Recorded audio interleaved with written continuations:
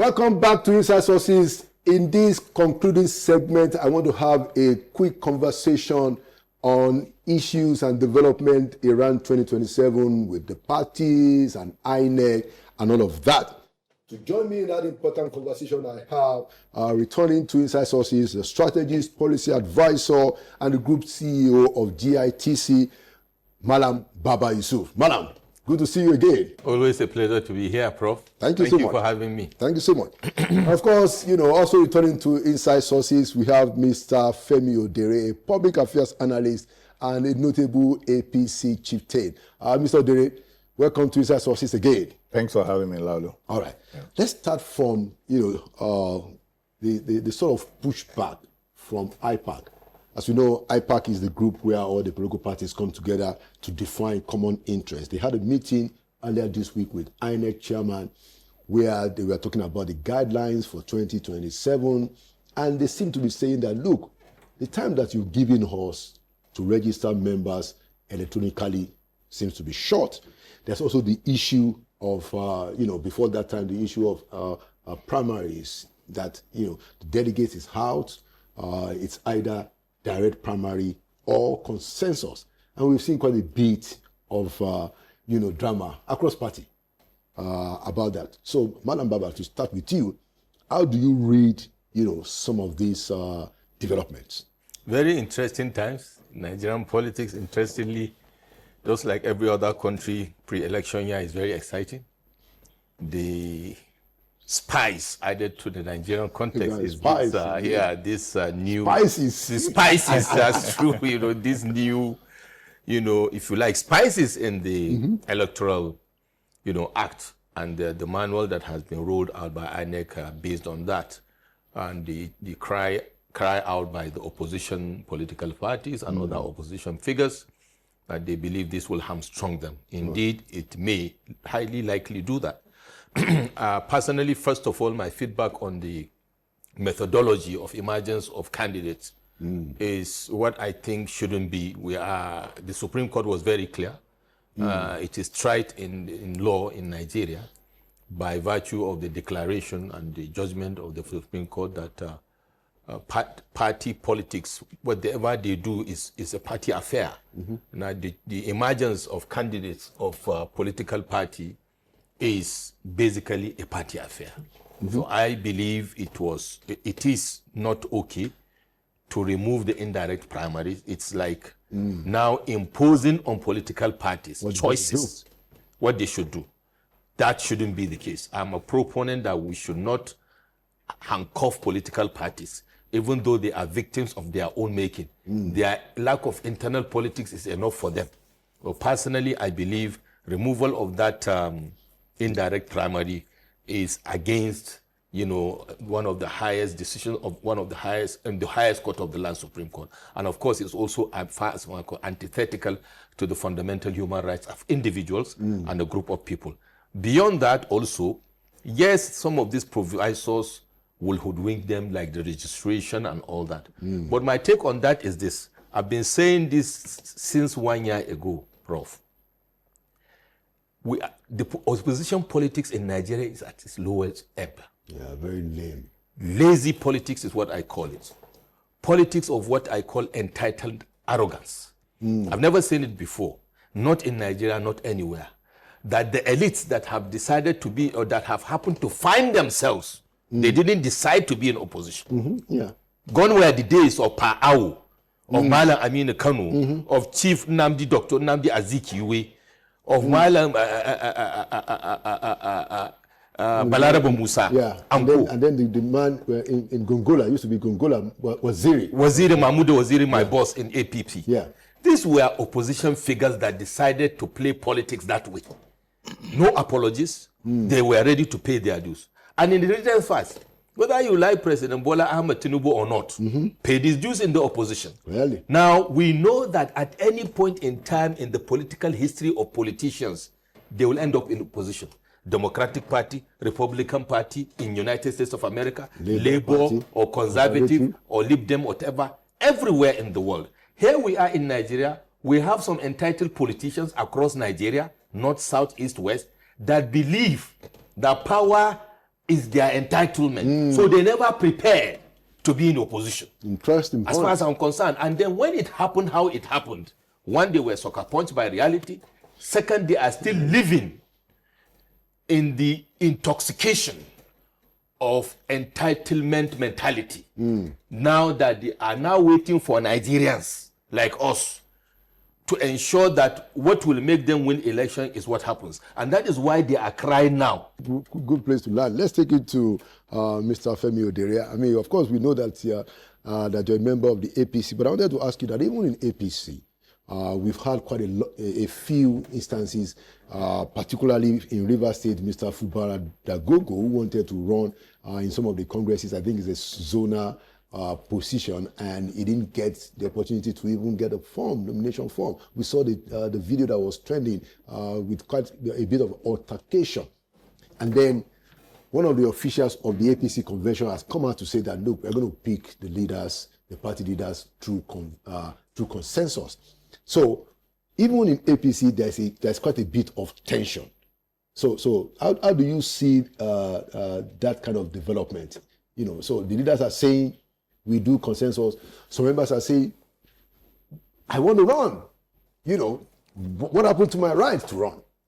Yes, Laulu, once again, thanks for inviting me. But before I answer this particular question that you posed, which if I must answer it, I would say that all politics is local.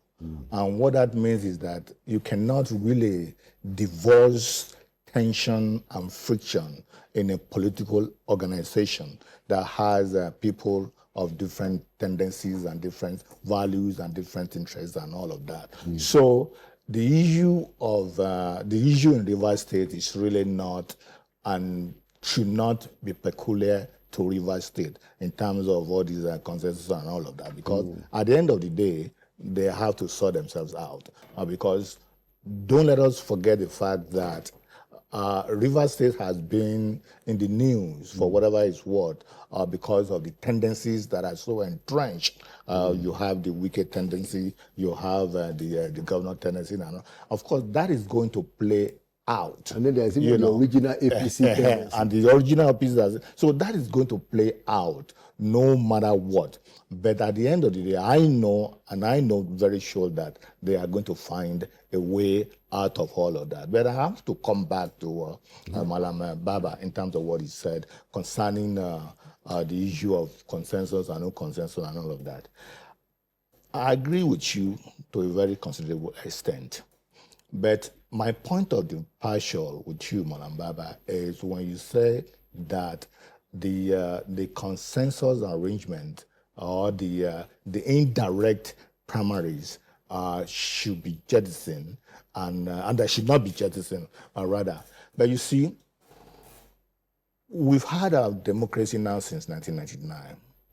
And if you agree with me that we have always been complaining that the democracy that we have is more or less static. It is still with a very small d. It doesn't really advance the interests of the generalities of the Nigerian people. And there's a consensus when it comes to how far entrenched, if you will, our democracy has been. But you see, you also agree with me that it is an obvious fact that the indirect primaries does not really represent the wishes of the people at the end of the day, because we all know how politics have been monetized. But you see, I'm of the opinion that the direct primary and the consensus primary, if it is emplaced, will go a long way in actually giving the people the choice and the participation, if you will, to actually decide who their leaders should be. Because one,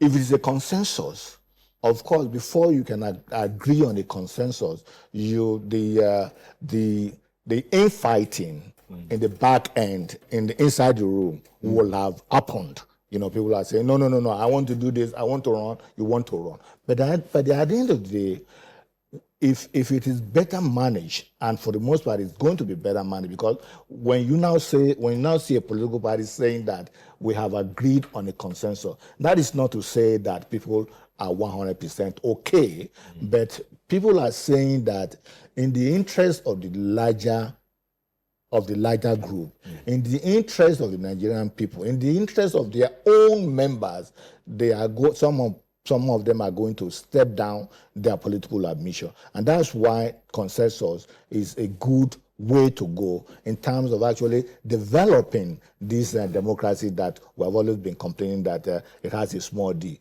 That's one. But again, the direct primary too, is very obvious.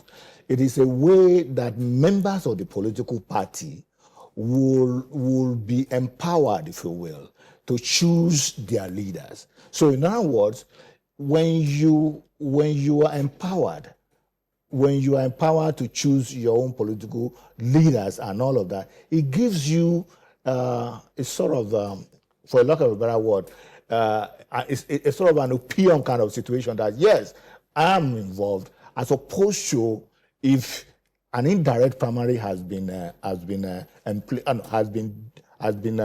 practiced in a way, and you say, well, you know what, I wanted Mr. A. A lot of majority of us actually wanted Mr. A, but because Mr. A does not have money and Mr. B has a lot of money, then the ticket was given to Mr. B. What will happen? What will happen in that kind of thing? People are going to be discouraged. At the end of the day, people are not going to necessarily participate in the election proper. So, and when you begin to have a drawdown, if you will, of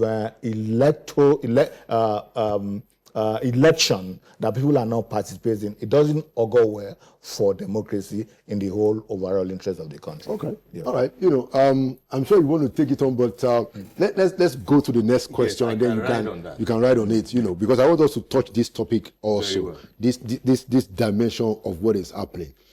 We see Kwankwaso, kind of flexing his muscle lately during the Ramadan ceremonies he had. He hosted Mr. Peter Obi, even Governor Sheyi Makinde, with a few other people in Kano. And I'm told that it was a real massive turnout in Kano.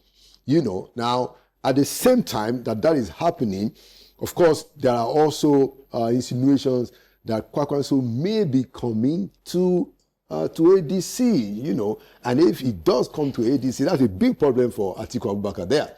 Now, I'll give you a scenario, and then Baba, you take it first. So it seems that some games are going on. There is the view that, look, if it's going to be consensus or direct primaries, Atiku seems to have the highest, representation in the party, not necessarily that is the best candidate, but because of the structure in the party, and then you then see APC announcing that, oh, well, it's going to be South, we are going to the South, and Dati Ahmed, the senator and founder of BASE, who was the vice presidential candidate of Peter Obi in 2023, saying that, hey, you know what, if ADC doesn't choose you, I'll make sure that something happens here in LP. So all of this is happening, So I wanted to ask you, Baba, can you give us the deeper, meanings? What in your own view, what all of this is about? Okay, thank you very much. Quickly, in response to Chief Femi's comments, if we are running a democracy, we should run it full blown. The discussion about consensus is true. But you will also agree with me, even in your party, the consensus is throwing up issues. We are having people saying we have been blocked from participation. I think the phrase that you were looking for was sense of belonging when you talk about the direct primaries. And that sense of belonging should be expanded. Let the parties decide how their primaries or their candidates emerge. If the party has the wrong strategy and goes for money and loses, as they say in Nigeria, Otong. If the strategy is wrong and they chose the wrong person, like I have advocated in 2023 that Atiku was the wrong choice for PDP, and I still stand by that. You can see how it had deteriorated and killed PDP.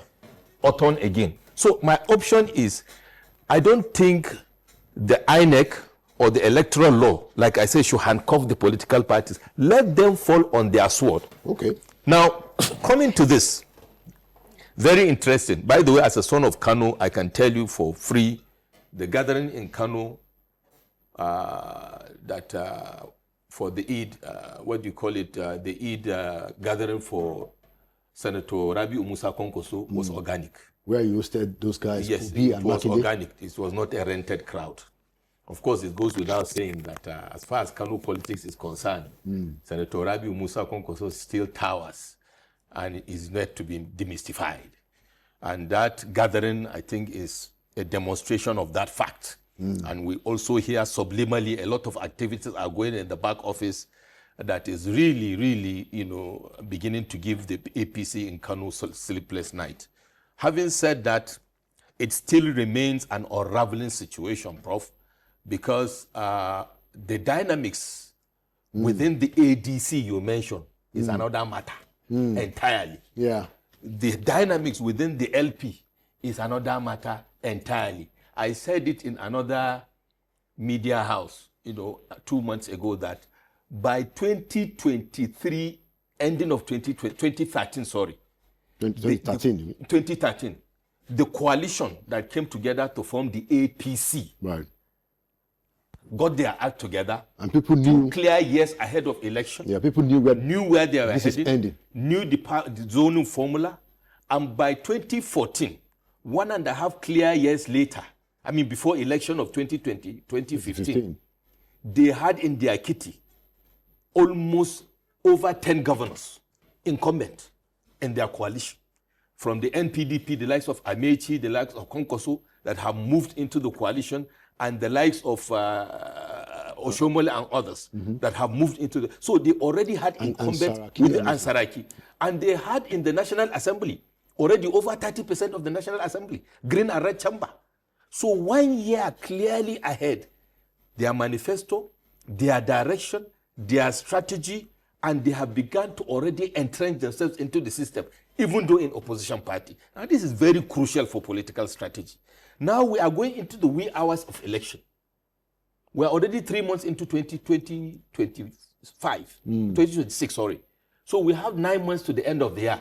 We have less than 6 months for campaign to start. The party that... Less than 1 month or so for primaries. For primaries. And the party that is considered the most formidable opposition party, because PDP is already gone, is still operating in the shadows. They just unraveled their manifesto. We are not even clear. Even the manifesto does not tell you where they are heading to. So what I'm saying is this.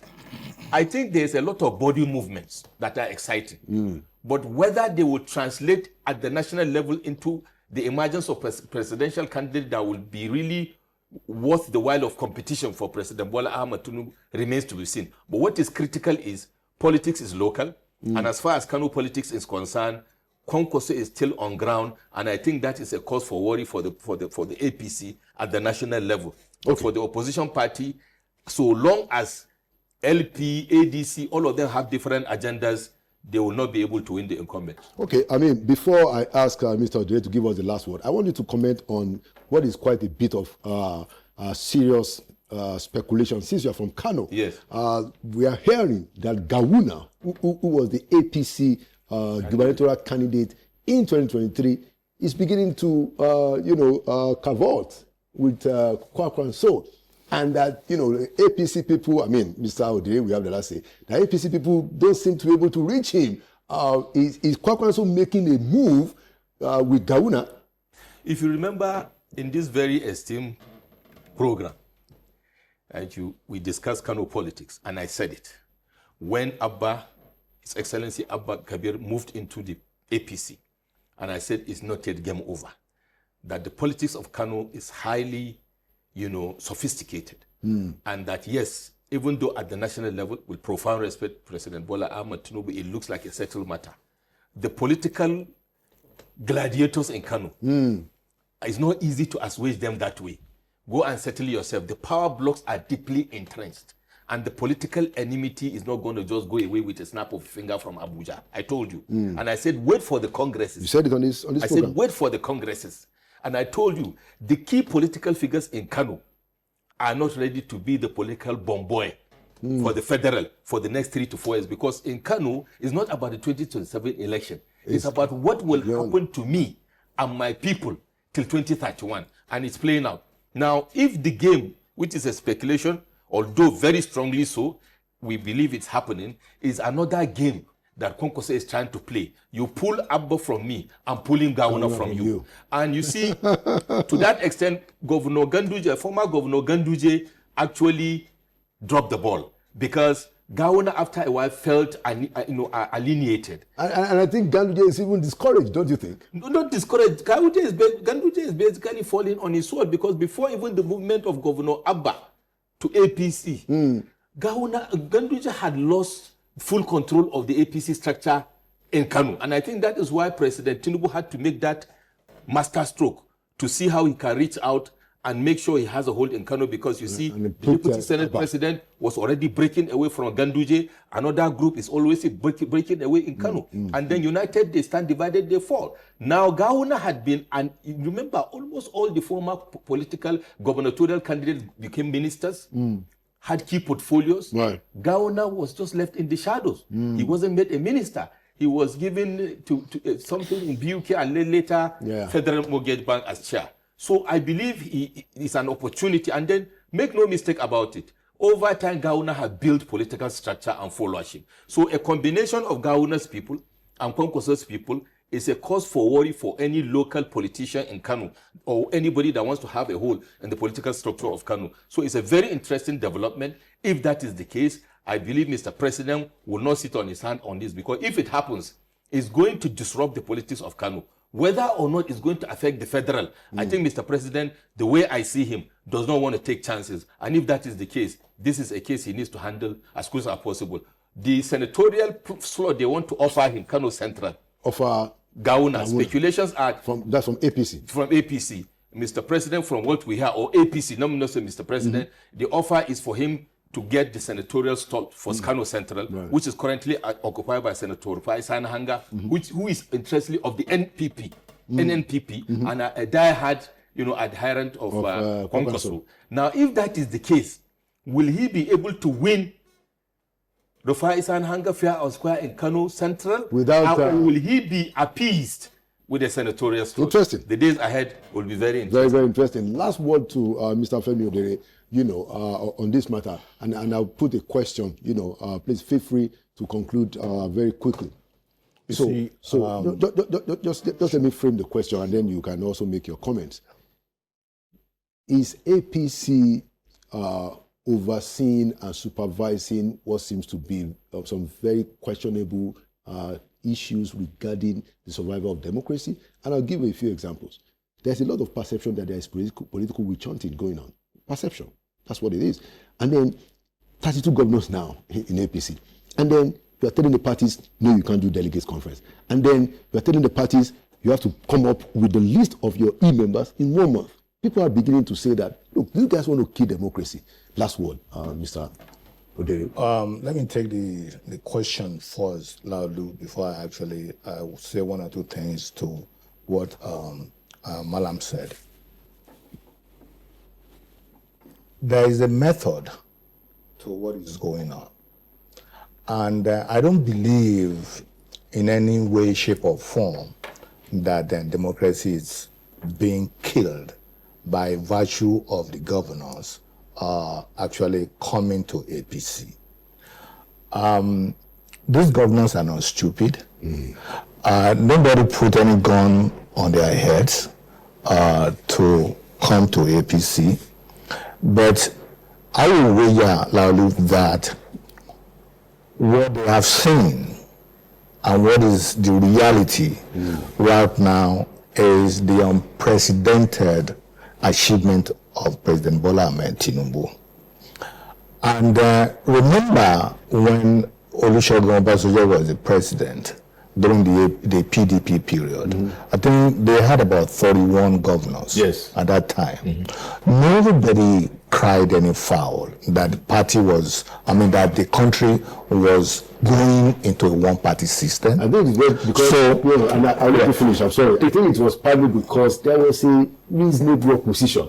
Just please go ahead. Yeah, but then, are we now saying that there is no reasonable opposition? If there is no reasonable opposition, let me say this, Lauro. If there is no reasonable opposition, the APC is not going to be knocking on the politician. And please, we want opposition to come out and all of that and all of that. So what are we talking about here? But you see, I don't believe. To me, it is a red herring. It is a cry foul, where there's actually nothing to cry about. That the country is going into a one-party system. Because after all, I don't know the actual number of political parties that are right now, but I can wager that there are at least 15 to 20 political parties that are authentic, that are really recognized. So if we have authentic political parties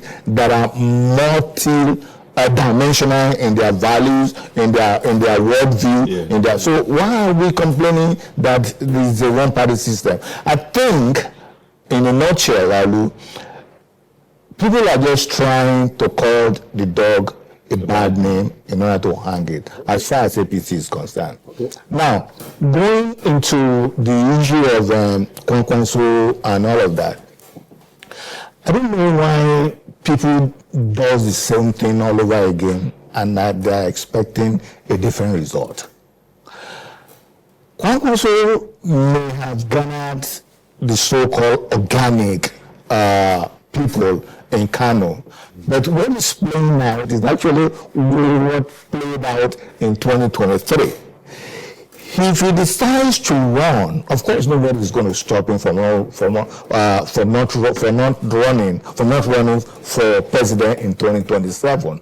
But the result is still going to be the same as it was in 2023. That's what I said. Even if he decides to go to ADC, that's what I said. It's still going to be the same outcome. Yes. Because you know why? There's a groundswell of Nigerians that have said that this conventional wisdom of presidential rotation should be in place. Yeah.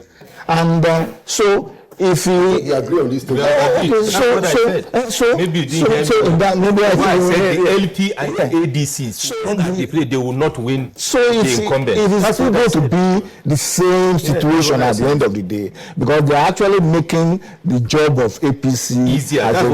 To be easier. Okay. So that's what is going on here. Thank you so much, gentlemen, because of our time. Of course, this is going to be a conversation that we're going to have in the coming months. Yes.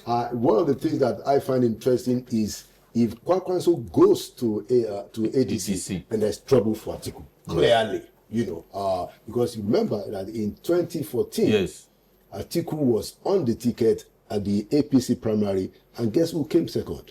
Kwankwaso, beating Atiku to the top position. And go back to the primaries of 2015 of the brand new coalition of APC. Mm.